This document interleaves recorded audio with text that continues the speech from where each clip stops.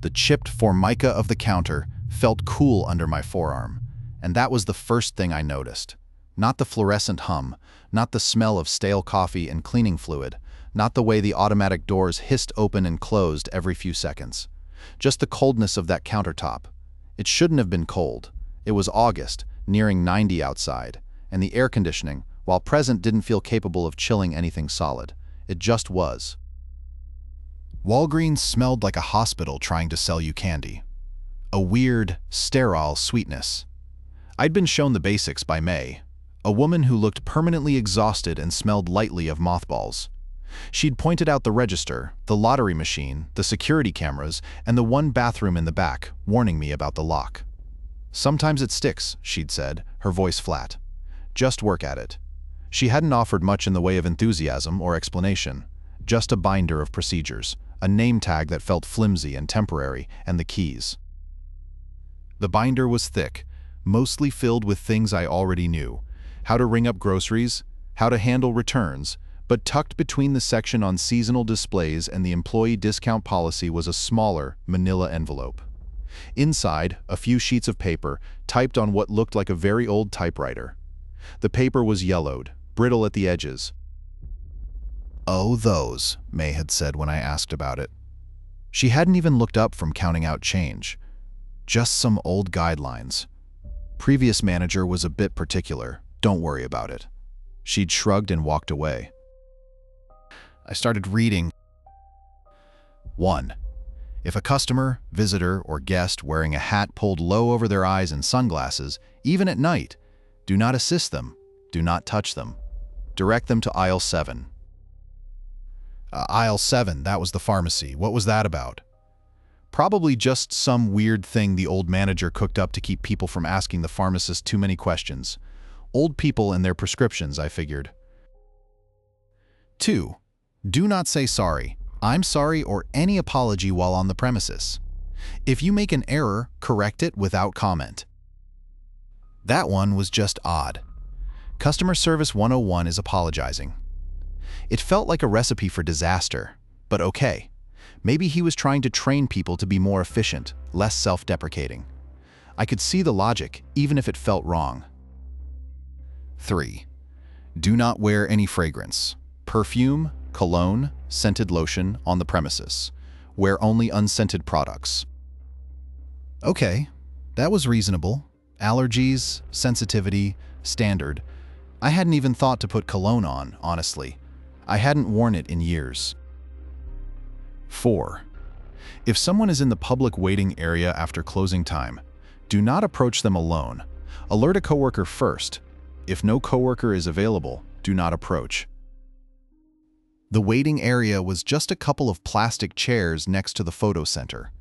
I hadn't even registered it as a public waiting area. That sounded formal.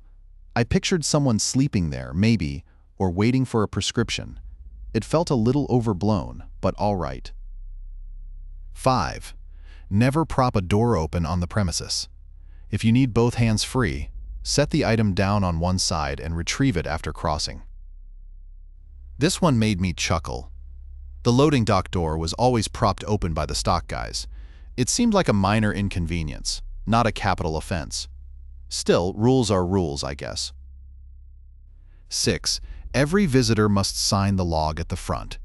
If someone is already inside who did not sign in, do not confront them.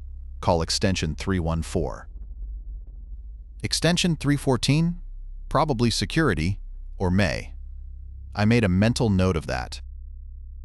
7. If the overhead lights flicker more than 3 times in a row, go immediately to the stockroom and stay until the music stops playing on the radio. The stockroom? The radio? What kind of rules were these? I briefly pictured the lights flickering, then me huddled in the back, listening for a specific song to end. It was ridiculous, probably just a way to get people to check the fuses. 8.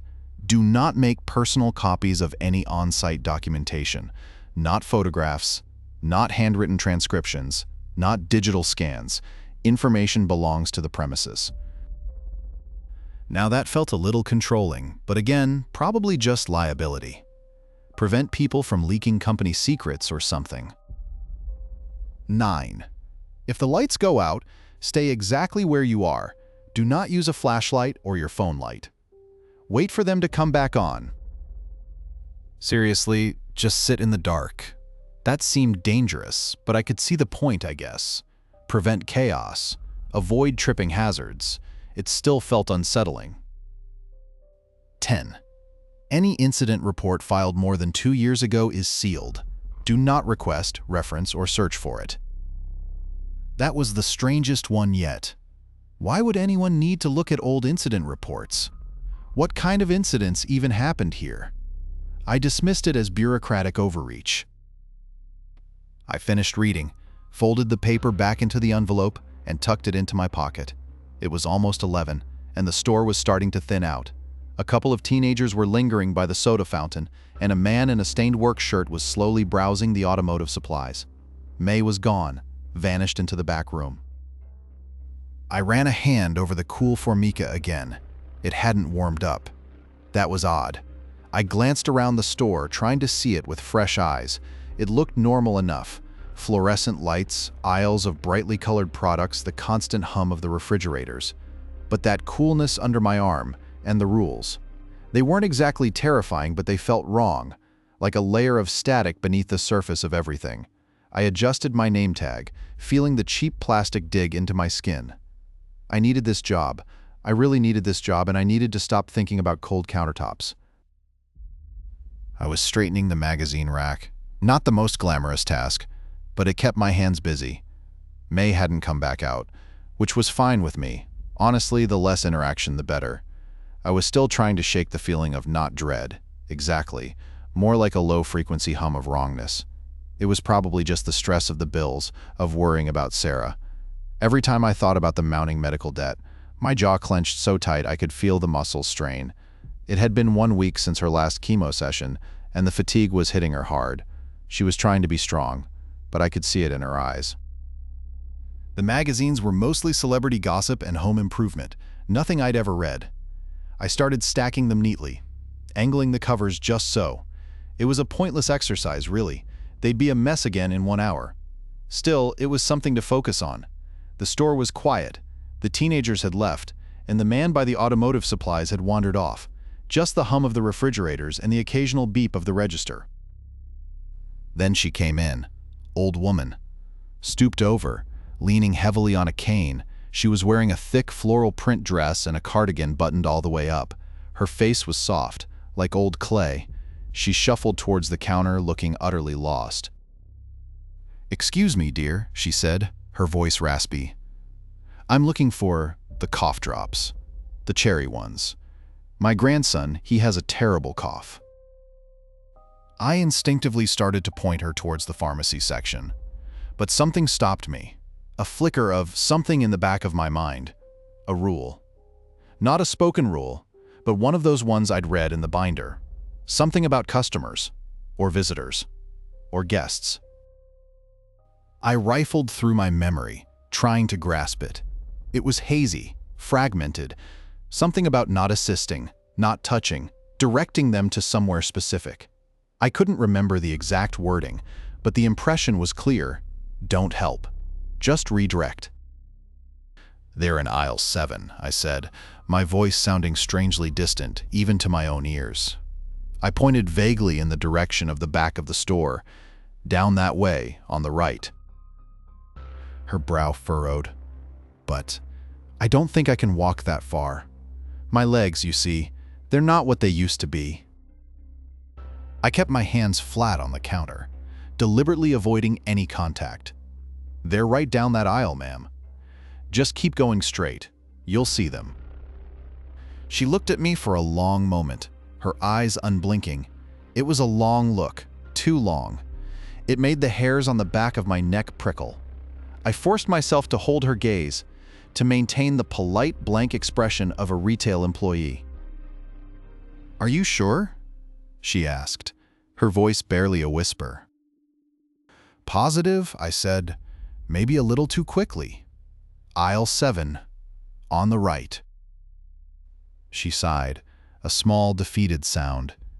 She turned slowly, her cane tapping rhythmically against the tile floor, and began to shuffle down the aisle. I watched her go. I shouldn't have been watching. I knew that. I should have turned back to the magazines, started straightening them again, but I couldn't look away. As she rounded the corner of aisle 7, something shifted. It wasn't a visual thing, not exactly, more like a distortion in the air, a ripple in the light. For a split second, the aisle seemed to stretch, to elongate, becoming impossibly long and narrow. And the woman, she didn't seem to be walking anymore. She was sliding, gliding along the floor, her feet barely touching the tile. Then it was gone. The aisle returned to normal. The woman was gone. I blinked, hard. Had I imagined it? Stress, lack of sleep, it had to be. I rubbed my eyes, trying to clear my head. It was just a trick of the light, a momentary lapse of focus. Old people sometimes shuffled, and my eyes were probably playing tricks on me. But the coldness under my arm where I'd been leaning on the formica was back. And it wasn't just cold, it was aching.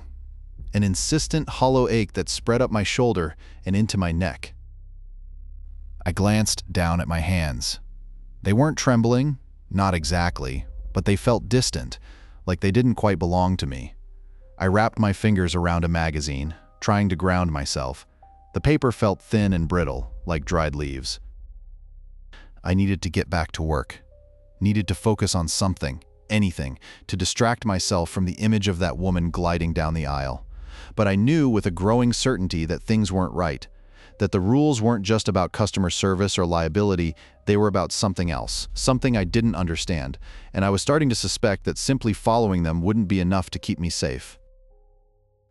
I was facing the candy aisle, restocking the gummy worms. It was a mindless task, separating the individual packs, arranging them neatly in rows. Red, green, yellow repeating. The fluorescent lights hummed, a high-pitched whine that seemed to settle inside my skull. It was nearly 3 a.m., empty, as always. Just the low thrum of the refrigerators and the occasional crackle of the radio playing some classic rock station I didn't recognize. I'd started categorizing the things that kept me awake during these hours. Not the fear, not yet, but the sheer emptiness. The way the silence amplified every tiny sound. The way the shadows stretched and shifted, turning familiar products into vaguely menacing shapes. The way my own breathing sounded too loud, too deliberate.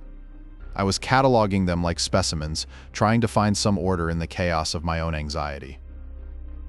Fran had dropped off a box of expired energy drinks earlier. She said the manager didn't want to deal with marking them down, just put them in the back. Fran didn't offer much conversation, just a curt nod and a mumbled, "Here."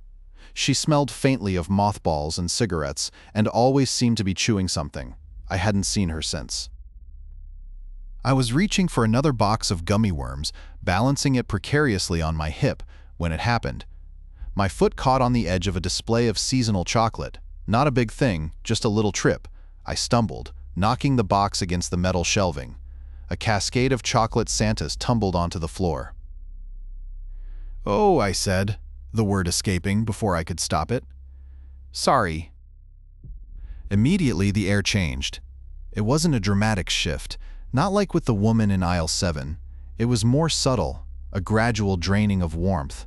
The hum of the refrigerator seemed to deepen, becoming a low, guttural growl, and the temperature it plummeted.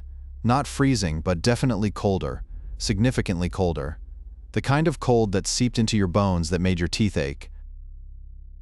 I stared at the scattered chocolate, at my feet, at the pristine red and green wrappers strewn across the linoleum floor. That single word. Sorry. I remembered the binder, the faded blue paper, May's dismissive wave. Something about not acknowledging fault, creating obligation. It had sounded ridiculous at the time, some archaic rule dreamt up by a paranoid manager. But the cold was real. The goosebumps rising on my arms were real. It was probably just a draft, I told myself. The back door was always slightly ajar, letting in the night air. Or maybe the air conditioning was on full blast. It was Walgreens, after all. They were notorious for overdoing the air conditioning. I quickly began picking up the chocolate Santas, stacking them back in the box. No need to draw attention to myself. No need to make a bigger mess. Just clean it up, pretend it didn't happen, and move on. But the cold didn't lift. It intensified. spreading outwards from where I stood. My fingers felt numb, clumsy. I could see my breath misting in the air, even though I was sure the temperature wasn't that low. I glanced around, half expecting to see someone, something watching me. But the aisle was empty, just rows of candy and the silent, judging gaze of the security cameras. I finished restocking the box, carefully arranging the Santas. Then, without looking up, I pushed the display back into place. No apology, no explanation, just action.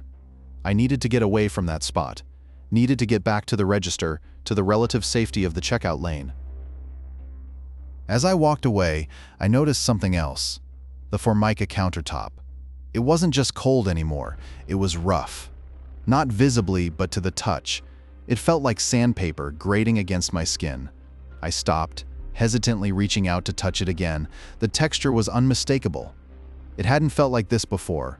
It hadn't felt like this yesterday or the day before. It felt worn, like something had been scraped across it repeatedly, leaving tiny, almost imperceptible grooves. I pulled my hand back quickly. I didn't understand any of this. Didn't understand the cold, the roughness, the strange, unsettling feeling that was creeping over me. But I knew one thing. I knew I needed to be careful, and I knew with a growing sense of dread that this was just the beginning. The overnight stock rotation was the worst, not because it was physically demanding. It wasn't, mostly just lifting boxes of chips and stacking toilet paper, but because it was endless and lonely. The store was usually empty at 3 in the morning, save for the occasional insomniac looking for a gallon of milk or a lottery ticket. Tonight, it was even slower. Just May, intermittently appearing and disappearing from the back room, and me, wandering the aisles with a flatbed.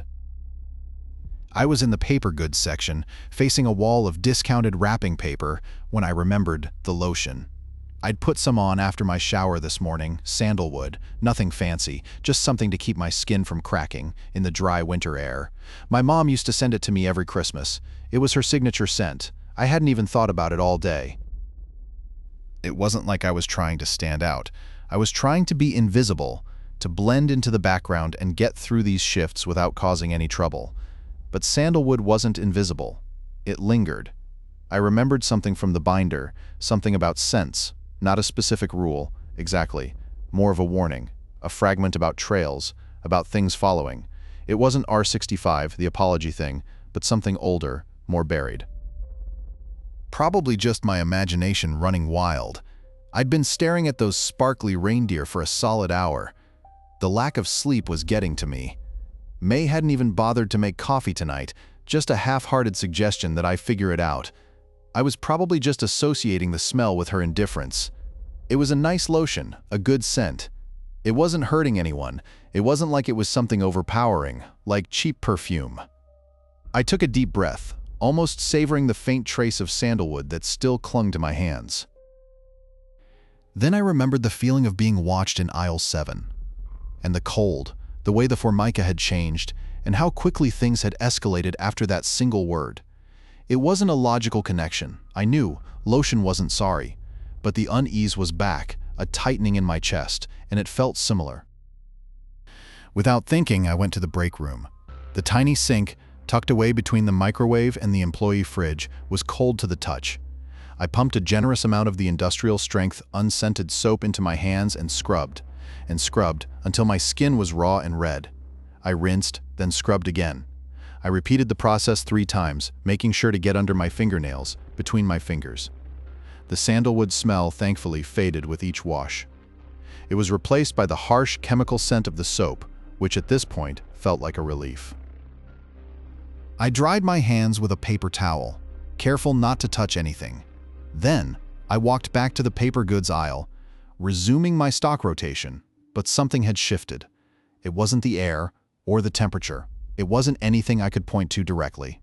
It was a feeling, a presence, like I'd stepped into a space that was subtly different. As I moved through the aisles, stacking boxes and rearranging displays, I became aware of a pattern. A small movement at the periphery of my vision, a shadow flickering in the corner of my eye. Each time I turned to look, there was nothing there. But the feeling persisted. I was being followed. Not by a person, not exactly, but by something. I started to vary my route. to double back on myself, to check the aisles more frequently. Each time, the feeling intensified. It was strongest when I walked past the greeting card section near the front of the store. And then, when I glanced towards the entrance, towards the automatic doors, I saw it. Or rather, I didn't see it. But the space between the doors, the space just outside the store, seemed emptier than it should be. Like something had been there moments before and then wasn't. I finished the stock rotation quickly, ignoring the ache in my back and the growing sense of dread. I avoided looking at the front of the store, focusing instead on the aisles further back, on the mundane task of straightening cereal boxes and arranging candy bars. When May finally emerged from the back room, looking even more irritated than usual, I didn't ask her about the coffee. I just asked if I could take my break. I spent the next 15 minutes in the employee bathroom, staring at my reflection in the cracked mirror. I didn't recognize the man staring back at me. He looked tired and afraid, and he smelled like soap. Just soap. I was straightening the greeting cards, not the new ones, the ones that had been there forever. The ones with glitter that shed like skin, the ones with faded colors and slightly bent corners. Valentine's Day was months away, but there they were, a small, pathetic pile of hearts and roses. It was a pointless task, I knew. No one bought those cards. May just wanted everything to look neat, even if it wasn't. Even if it was a lie. I'd started sorting them by sentiment. To my wife, thinking of you. Get well soon. It felt sad. A little too close to home. I pushed the thought away. It was just cards, paper and glue and bad poetry. The kind of poetry I used to write, before the bills started piling up, before everything became about keeping the lights on. I hadn't even opened my notebook in weeks. It sat in my backpack, a useless weight. The automatic doors hissed open and closed a couple of times as Jerome finished his closing duties with the lottery. He mumbled a good night and disappeared into the back, probably to count the cash. I was the last one on the floor. The fluorescent lights hummed, a monotonous drone that seemed to burrow into my skull. I checked the front end cap again, fluffing the display of discounted candy corn. Halloween was over, but we still had boxes of the stuff. May said we had to move it, create space for the Christmas stuff. Everything was always about moving things around, creating the illusion of progress.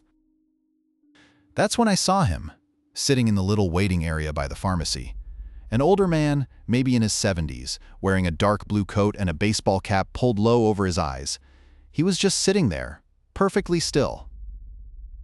It was odd. We officially closed 15 minutes ago. There should have been no one in the store, let alone sitting in the waiting area. I hadn't seen him come in. I hadn't heard the doors open. I'd been focused on the candy corn, on the stupid, pointless task of making it look presentable.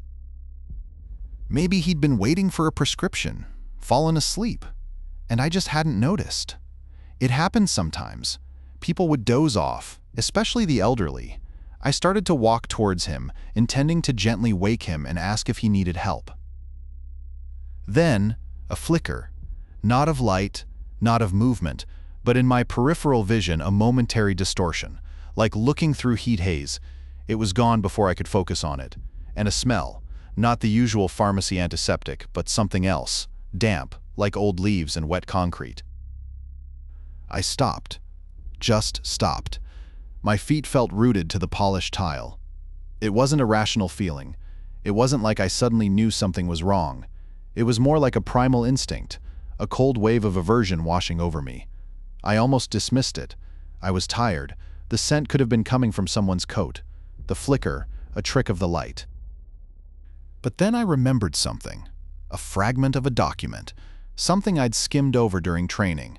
Something about people who were still in the store after closing.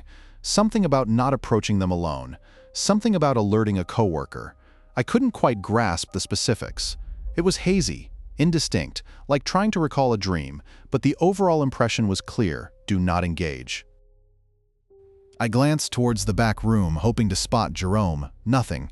He was gone. Probably already in the break room, making himself a cup of tea. I called out his name, but my voice sounded small and weak, swallowed by the cavernous space. No response. I was on my own. I slowly backed away from the waiting area, keeping my eyes fixed on the man. He hadn't moved. He hadn't even looked up. He was still sitting there, perfectly still, like a statue. I walked back to the checkout, my legs feeling heavy and unsteady. I completed the closing procedures mechanically, counting the cash, printing the reports, setting the alarm. Each action felt like a betrayal, a deliberate act of ignoring the man in the waiting area. But the document, that hazy impression, held me back. I didn't know why I shouldn't approach him, but I knew I shouldn't. As I double-checked the doors, making sure they were locked and secure, I stole another glance at the waiting area. The man was still there. He hadn't changed his position, but something about his silhouette seemed different, more defined, somehow sharper.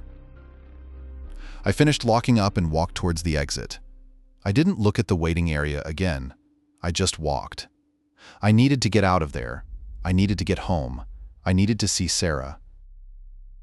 Outside, the air was cold and damp. The parking lot was empty, except for a few scattered cars. I unlocked my car and started the engine, my hands trembling slightly. The sandalwood lotion. I hadn't even thought about it since scrubbing my hands raw, but the scent was back, faint but unmistakable. It clung to the inside of my nostrils, a subtle, insidious reminder. I pulled out of the parking lot, glancing one last time at the Walgreens. The automatic doors were closed, the windows dark. The waiting area was hidden in shadow. I couldn't see if the man was still there, and I didn't want to. I knew with a cold certainty that something had changed tonight, something beyond the usual exhaustion and anxiety of the overnight shift, something about the rules, something about the waiting, and the sandalwood. It was always the sandalwood. I knew I wouldn't be able to wash it off my hands this time.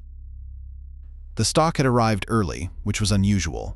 Usually the delivery guy, Jerome, rolled in closer to 5 o'clock, smelling of diesel and regret. But there he was at 3:30, unloading boxes of cold and flu medicine, cough drops, and those little tubs of Vicks VapoRub. It meant I had to get it all put away before the morning manager, May, showed up. She wasn't a bad person, May, but she was meticulous, and she hated it when things weren't done her way. I started with the cough drops, stacking them on the end cap near the pharmacy. It was a tedious job, lining up the boxes, making sure the labels faced the right way. My back already ached. Sarah had been complaining about a tightness in her chest again, a lingering effect of the treatment. The medical bills were just relentless. I'd picked up an extra shift next weekend, stocking shelves at the grocery store across town. It wouldn't be much, but every little bit helped. I rubbed at the small of my back, trying to knead out the knot. Jerome was finishing up with the Vicks, stacking the boxes by the back door. He grunted with each lift. "Rough night, huh?" he asked, wiping his brow with the back of his hand. "You have no idea," I said, forcing a smile. I didn't want to get into it. He wouldn't understand. Nobody understood. "Well, get it done.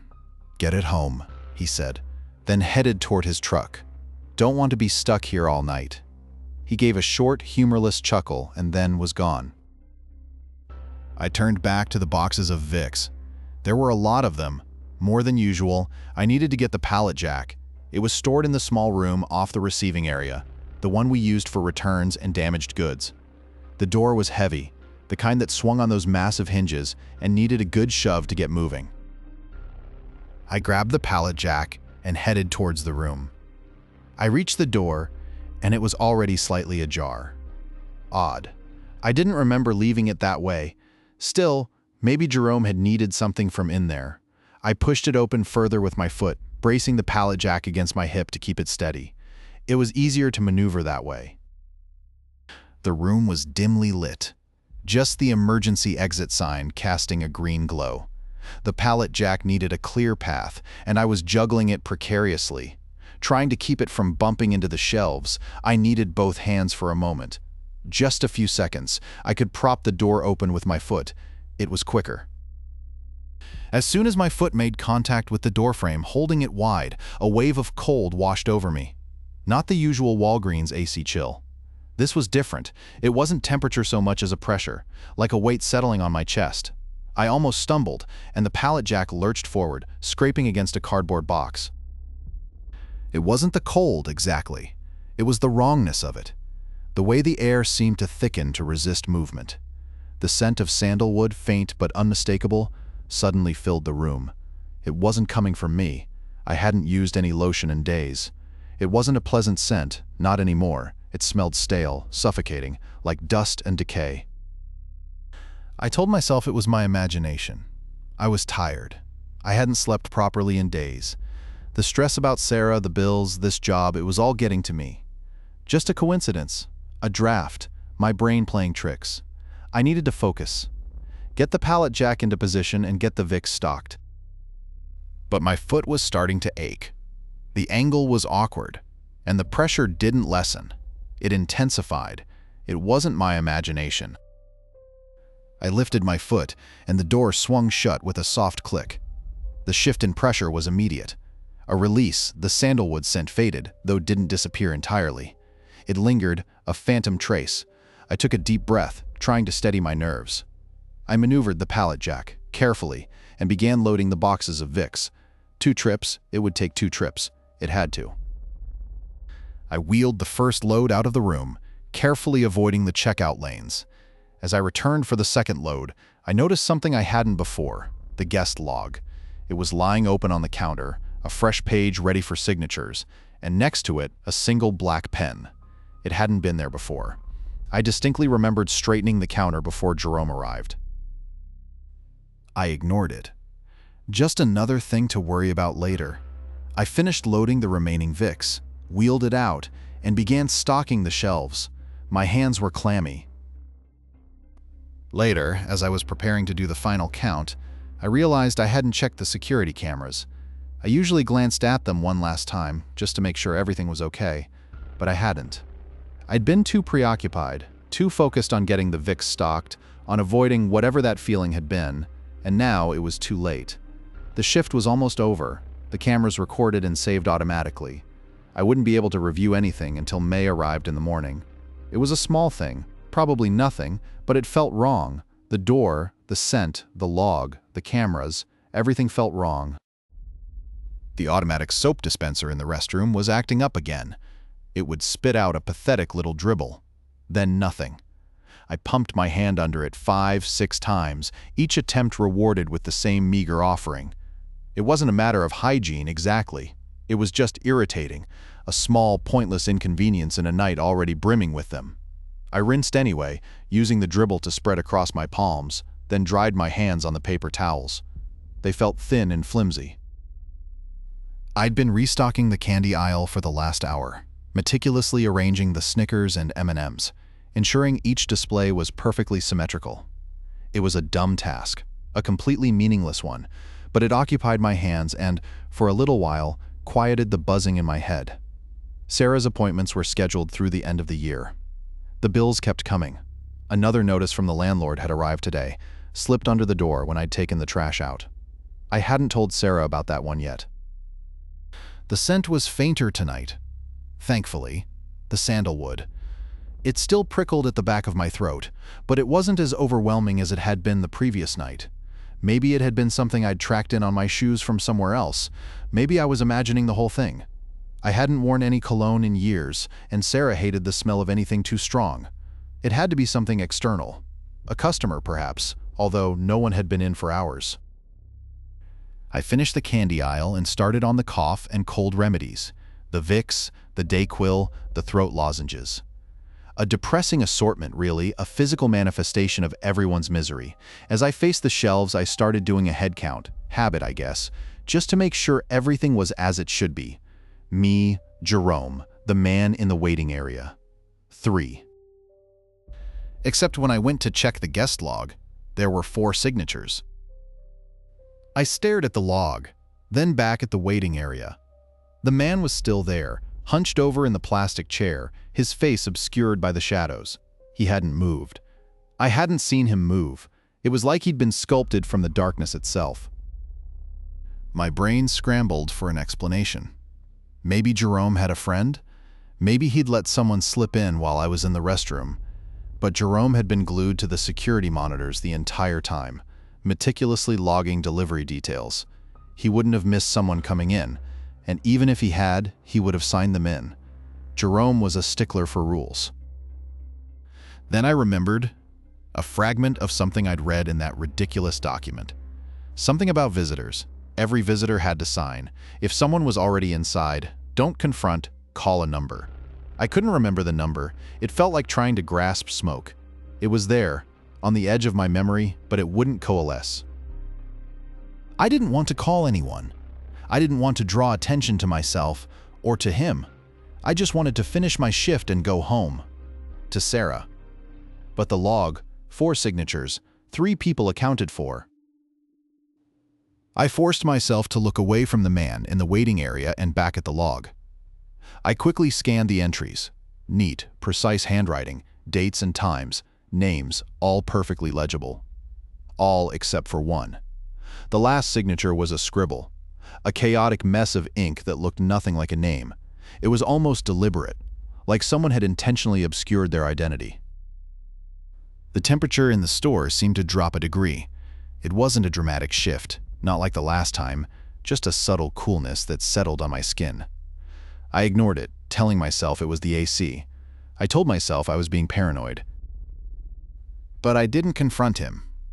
I couldn't. The document, or what I remembered of it, was too clear. Don't confront. Instead, I walked back to the break room, my steps measured and slow. I needed to find the number. I needed to find the code. I rifled through the binder, flipping through the pages, my hands shaking slightly. The binder was filled with store procedures, emergency contact information, and a bewildering array of forms. But there was no mention of a code, no mention of anything remotely resembling the rule I was trying to recall. I found myself staring at the cover of the binder, the Walgreens logo staring back at me. It felt hostile, like it was judging me. I closed the binder with a snap, the sound echoing in the empty room. I went back to the front counter and, pretending to tidy up, subtly adjusted the security cameras to focus directly on the waiting area. The man hadn't moved. He was still sitting there, perfectly still, lost in the shadows. My shift ended in 10 minutes. May would be here soon. I just had to hold on for 10 more minutes. But I knew, with a sickening certainty, that it wouldn't be that simple. Something was wrong. Something was deeply, fundamentally wrong. And I had a feeling it wasn't going to end when May walked through the door. The scribble in the guest log, the man who hadn't signed in. They were a problem, and I had a terrible feeling that problem wasn't going anywhere. I looked at the clock. 7 minutes left, and the sandalwood scent, faint but persistent, seemed to be growing stronger. I was restocking the cough drops. Cherry-flavored, the kind old people always bought. It was mindless work, arranging the boxes on the shelf, straightening the labels. It gave me something to do with my hands, something to focus on besides the clock, besides the man in the waiting area, besides the way the air felt heavy. May would be here in under an hour. I could almost smell Sarah's lavender laundry detergent when I walked in the door. Almost. I'd managed to avoid looking at the waiting area since adjusting the cameras. It was like looking at a broken appliance. You know it's there, you know it's not working right, but the longer you stare, the more anxious you get. I focused on the cough drops. Cherry, then honey lemon, then the sugar-free ones nobody ever bought. I was almost finished when I heard it. It wasn't a loud noise, not exactly. It was more of a vibration, a low thrumming that I felt in my teeth. It wasn't coming from the refrigerators or the security system or anything mechanical. It was coming from outside, from the back of the store, near the emergency exit. I paused, my hand hovering over a box of eucalyptus lozenges. Probably just a truck, or the wind. This old building groaned and settled with every gust. But the vibration continued, and it wasn't a random, organic sound. It was rhythmic, like a pulse, a slow, deliberate pulse. Then the lights flickered, just for a fraction of a second, but enough to make my stomach clench. The fluorescent tubes hummed, and for a moment, the store was plunged into a deeper, more unsettling darkness than usual. The scent of sandalwood, which had been a background presence for the past hour, intensified, almost choking me. I instinctively held my breath. That's when I remembered a fragment of the document, buried deep in my memory. Something about a signal, a warning. If the lights flickered, If there was a rhythmic sound, something about the emergency exit. I couldn't grasp the whole thing. The wording was blurry, fragmented, but the feeling was clear. Danger and a direction. It was probably nothing. Just a power surge. An old building with faulty wiring. I'd been working all night, fueled by lukewarm coffee and anxiety. My brain was playing tricks on me. I told myself I was overreacting, that May would be here soon and everything would be fine, that I was letting this whole thing get to me. But the pulsing grew stronger, and the lights flickered again, this time accompanied by a distinct metallic tang in the air. It wasn't the smell of metal, exactly. It was a taste, like static on my tongue. I remembered, or thought I remembered, something about the emergency exit being safe. Or maybe it was a place to avoid. The memory was fractured, unreliable, but the document had emphasized immediate action. Don't hesitate. I glanced at the waiting area. The man hadn't moved. He was still sitting there, shrouded in shadow, his face obscured. I quickly looked away. No confrontation. That was another rule, a more recent one. I moved towards the emergency exit, my legs feeling heavy and unresponsive. The pulsing was almost deafening now, vibrating through the floor and up into my bones. I didn't bother with a flashlight. The exit was only a few feet away, and I didn't want to draw any more attention to myself.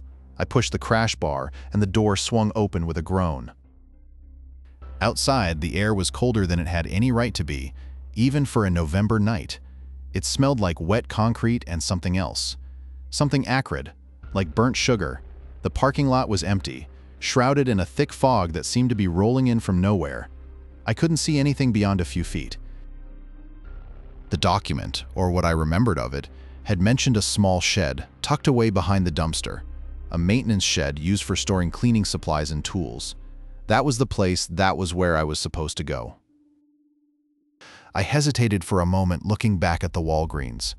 The lights were flickering violently now, casting long, distorted shadows across the parking lot. The pulsing was almost unbearable. I turned away and walked towards the shed. The door was unlocked. I pushed it open and stepped inside. It was small and cramped, filled with mops, buckets, and bottles of cleaning fluid. The air was thick with the smell of bleach and disinfectant.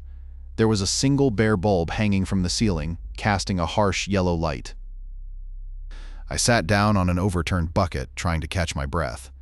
The pulsing was still audible, but it was muffled now, distant.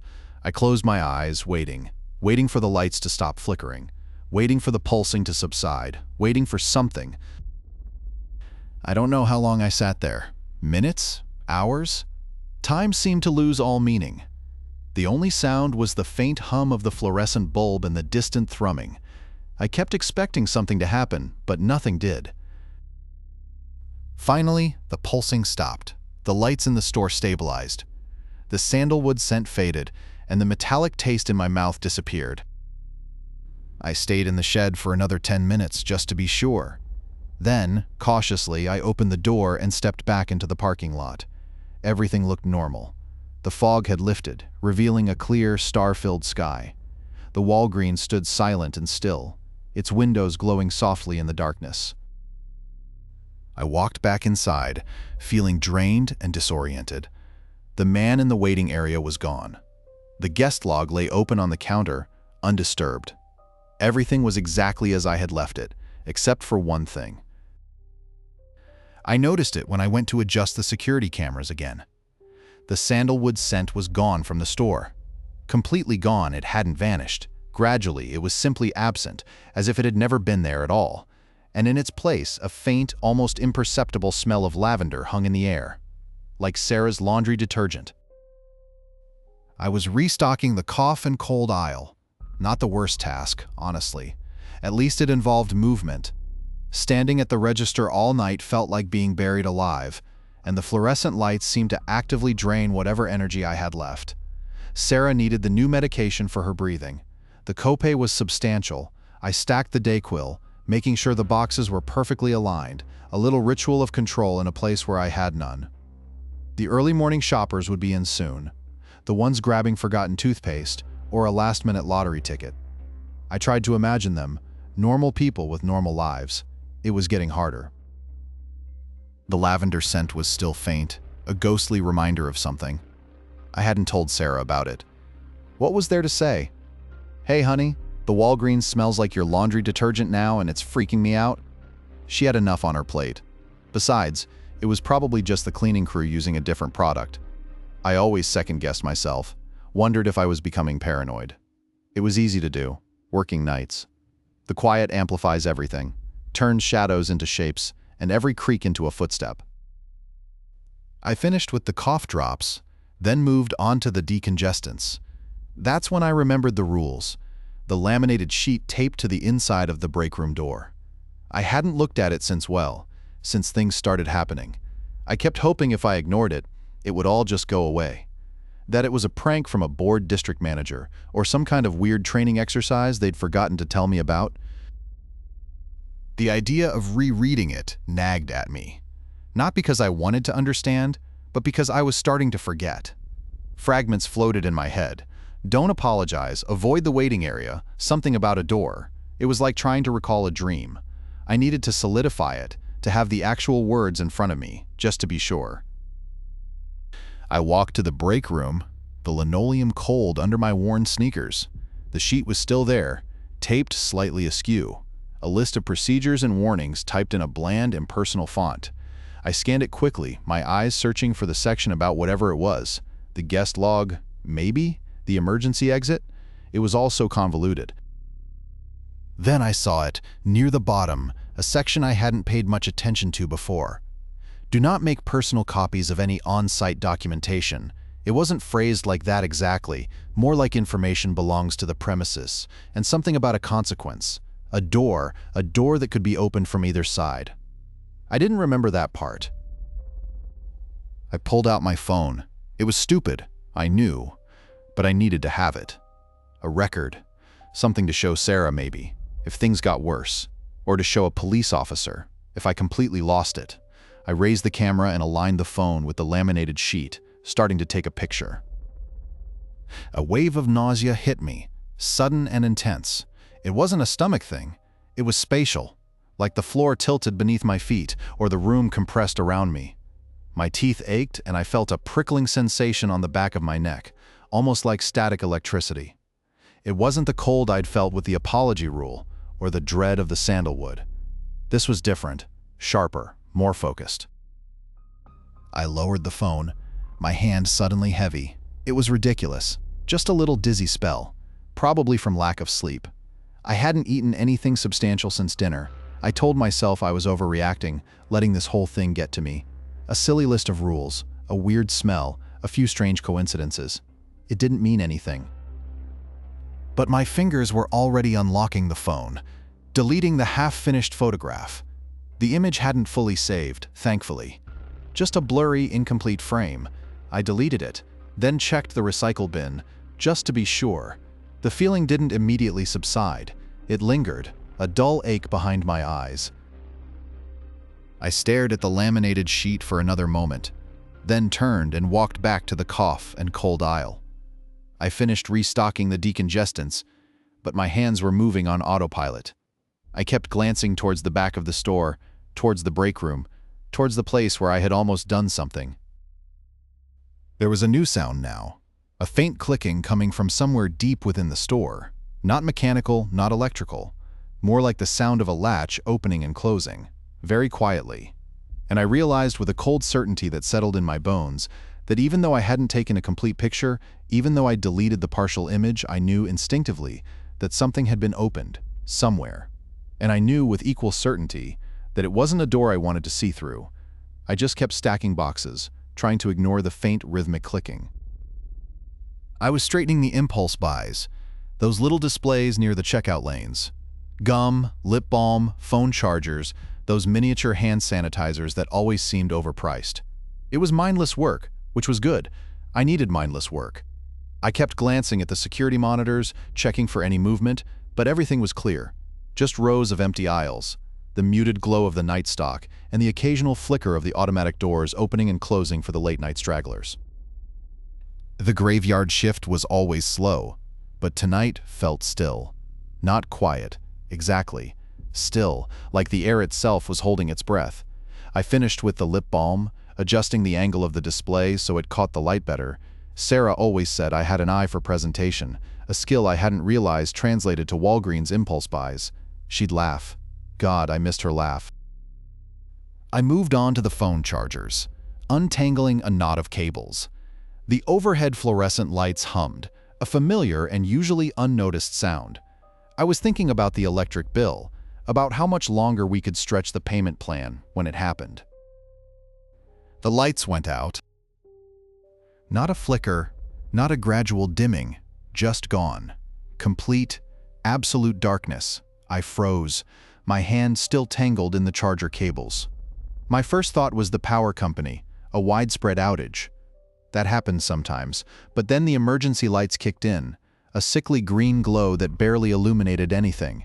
And I remembered something about the lights, a rule. I couldn't grasp it, not at first. It felt like a half-remembered dream, a fragment of something I'd read but dismissed as nonsense. Something about staying put, not moving, not seeking light. It felt absurd, of course. A power outage, you turn on a flashlight, you use your phone, that's what people do. I instinctively reached for my phone, fumbling for it in my pocket. I needed to see, to assess, to figure out what was going on. It was probably just a blown fuse. I could check the breaker box, I could call maintenance. But as my fingers brushed against the cool metal of the phone, a different kind of cold settled over me. Not the temperature drop from saying sorry, or the icy dread of the prop door. This was static, like the air itself was charged. And then I smelled it. Not the sandalwood, not the lavender, something else.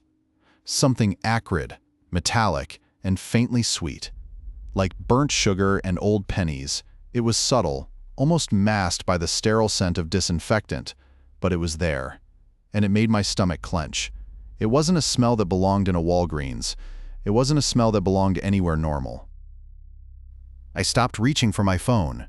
My hand hovered inches from the power button. The green emergency lights cast long, distorted shadows, turning the neat rows of products into menacing shapes. I remembered a phrase, fractured and incomplete. Attention signals location.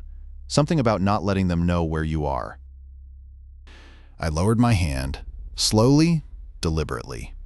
My knuckles ached with the effort of resisting the urge to illuminate the darkness. It was illogical, ridiculous. But the smell, the static in the air, the half-formed memory of the rule, they were enough to override my common sense. I stood there, frozen in the dim green light, my heart doing something strange in my chest. Not racing, not pounding, but a tight, constricted squeezing. It felt like it was trying to retract into itself. I focused on my breathing, trying to slow it, to calm the rising panic. The clicking started again. It was faint, barely audible over the hum of the emergency lights, but it was there. The same clicking sound I'd heard earlier, coming from somewhere deep within the store. But this time, it wasn't quiet. It was closer. And it was joined by another sound, a subtle scraping, like something being dragged across the floor. I didn't move. I couldn't move. I forced myself to keep my eyes fixed on the rows of impulse buys, willing myself to believe it was just the building settling, just the wind rattling the delivery doors. But the smell was growing stronger, and the clicking was getting closer. And then, just as I was starting to feel like I might actually suffocate, the lights flickered. Once, twice. And then, with a surge, they came back on. The fluorescent lights hummed back to life, washing the store in their harsh, sterile glow. The smell vanished. The clicking stopped. The static in the air dissipated. Everything was normal, except for the way my hands were still trembling. I looked down at the phone in my hand, still clutched tightly in my fist. I hadn't turned it on. I hadn't used it. And I knew with a certainty that settled deep in my bones that whatever had been happening in the darkness, whatever had been drawn to the light, it hadn't found me. But there was something else. A new sensation. A pressure behind my eyes, a dull ache in my temples, and a faint, almost imperceptible tingling in my left ear. Like something had been listening, and now it wasn't gone, it was inside. I was restocking the denture adhesive. It wasn't a bad job, honestly. The little cardboard trays slotted neatly into the pegboard, and the boxes were all the same size, so you got into a rhythm. It was quiet, too, which was a bonus. May had called out sick, so it was just me and Jerome on the floor. Jerome was usually glued to the security monitors, making comments about the late-night crowd. He hadn't said a word in the last hour, which was even more unusual. The adhesive boxes were cold to the touch, colder than they should have been, even considering the store's air conditioning. I chalked it up to the delivery. They'd probably been sitting in the back of the truck for hours. I stacked the last box, stepped back, and ran a hand over the full row. Satisfying, small victories. Jerome finally spoke, his voice scratchy through the intercom. "Caius, you got a minute?" "Yeah, sure, be right there." I smoothed down my vest, trying to ignore the way my left ear still felt off. Not painful, exactly. Just like there was something pressed against the inside. It hadn't gone away since the lights went out. I figured it was just exhaustion. He was pointing at a stack of files on the counter, the ones from the office. Mostly incident reports, complaints about prices, a few shoplifting accusations. Fran needs you to cross-reference these. She says there's a discrepancy, something about a claim from last year. I sighed. Paperwork. Exactly what I didn't sign up for. What kind of discrepancy? No idea. She just said look at file 78B, section 3, and don't ask questions. Jerome didn't meet my eye. He was already back to staring at the monitors, his lips moving silently. File 78B was a thick manila folder, held together with a rusty clip. Section 3 contained a single, yellowed incident report. The date on the report made my stomach clench. October 17th, 2017, almost 6 years ago. The report detailed a customer complaint, a woman claiming she'd experienced a sudden, intense cold spot in aisle 5, followed by a feeling of overwhelming dread. She'd mentioned a strange scent, something floral, like lavender. It sounded familiar, too familiar. I scanned the report, looking for the claim number, anything to help me understand Fran's request. That's when I saw it, scrawled in red ink across the top of the report. Sealed, do not request. Beneath it, a short typed addendum. Any incident report filed more than 2 years ago is sealed. Do not request, reference, or search for it. My first thought was that Fran had just made a mistake. A simple oversight. Maybe she hadn't noticed the sealed stamp. She was getting up there in years. It was probably just a clerical error. A bit of inefficiency, hardly worth getting worked up about. But the tightness in my chest said otherwise. It wasn't the cold or the dread, but a different sensation, a faint vibration humming just beneath my skin. I remembered the feeling from when I tried to photograph the rulebook, that sense of something opening. This felt similar. I started to reach for the store computer, intending to check the digital archive, see if there was a more recent version of the report. To confirm Fran's mistake, to prove it was nothing. But the words on the report seemed to burn into my vision. Do not request, reference, or search for it. It wasn't a suggestion. I pulled my hand back, as if I'd touched something hot. The feeling in my ear intensified, that pressure building. My throat felt dry. It was just a report. An old report, nothing to do with me. I replaced the report in the file, closed the folder, and put it back in the stack. Jerome was still watching the monitors. "Find what you needed?" he asked, without turning around. "Yeah," I said, my voice sounding strangely thin. "Just a mix-up. Everything's fine." He grunted in response. The problem was, everything wasn't fine. I needed to know what that incident was. I needed to understand why Fran had specifically asked me to look at a sealed report. I needed to know if this was connected to everything else that had been happening. I needed to ask Selma, Fran's supervisor, if this was a legitimate request. But I couldn't. The rule, or whatever it was, felt solid, immovable. The pressure in my ear pulsed with each beat of my heart. I glanced at the clock. 3 hours and 47 minutes until my shift ended. 3 hours and 47 minutes of pretending I hadn't seen anything. I started to walk back towards aisle 5, towards the denture adhesive. I had a row of shelves to restock, and a growing, sickening feeling that I'd just made a terrible mistake, not by looking at the report, but by not looking further. I noticed, as I passed the magazine rack, that the lavender scent was back. Faint, almost imperceptible, but undeniably there. It wasn't coming from the air fresheners. The scent clung to the glossy covers of the celebrity magazines. It felt like it was watching me, and I hadn't noticed it before. The door hissed shut behind me, and the automatic lock clicked with a finality that felt wrong. Not because it was loud. It wasn't. Just the feeling of being sealed in, even outside. I hadn't spoken to Jerome on the way out. He was still glued to the monitors, probably scrubbing through footage, looking for a reason why the security system had gone haywire for 10 minutes while I was hiding in the garden shed. I hadn't offered one. The air outside was thick with the smell of exhaust and damp asphalt. It was colder than it should have been for late April. I pulled my jacket tighter, shuffling towards my car.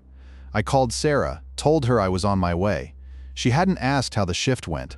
She hadn't asked in weeks. It was a kindness, I thought. A silent acknowledgement that some things were better left unsaid.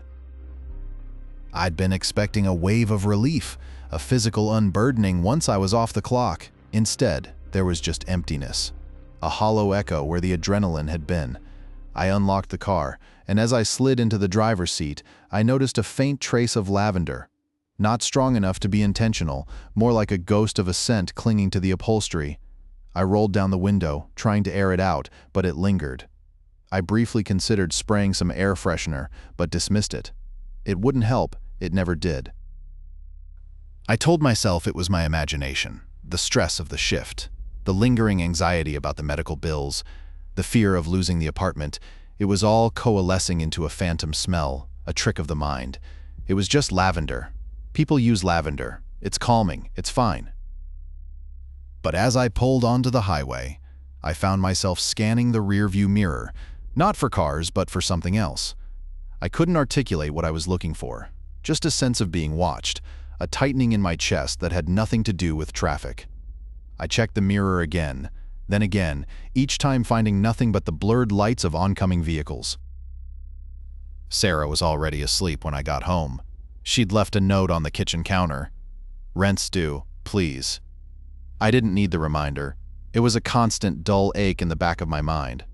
I made myself a cup of tea, careful not to make too much noise, and sat at the kitchen table, staring at the chipped formica. I opened my poetry notebook, intending to write, to try and process some of whatever that had been, but the words wouldn't come. My mind was blank, scrubbed clean. I ended up just staring at the blank page for an hour, the tea growing cold in my mug. I felt disconnected, detached from my own life. Like I was observing it from a distance. I closed the notebook and went to bed, but I didn't sleep. The next morning, I went to a hardware store and bought a small, magnetic doorstop. It was a simple thing, a black rubber wedge with a metal plate. I didn't know why I bought it. I just needed it. I brought it to work on my next shift, and without thinking, I attached it to the bottom of the fire exit door, wedging it open just a crack. Enough to let some air circulate, enough to, I don't know, enough to feel slightly less contained. Jerome didn't notice. No one noticed. It's been 6 months since I left Walgreens. I'm working construction now, which is harder work, but somehow less suffocating. Sarah's cancer is in remission, and we're still in the apartment, barely. Things are okay. But I still buy magnetic doorstops. I have them everywhere. In the car, in the kitchen, in the bedroom. I don't use them. I just acquire them. I find myself drawn to them, needing to have them nearby. I'll be in a store browsing for something else, and I'll inexplicably end up in the hardware aisle, picking up another one. I haven't counted how many I own, and I don't want to. The other day, I found myself subtly adjusting the position of a doorstop on a fire exit door at the grocery store. Just a tiny nudge, a barely perceptible shift. I didn't even realize I'd done it until after I'd walked away.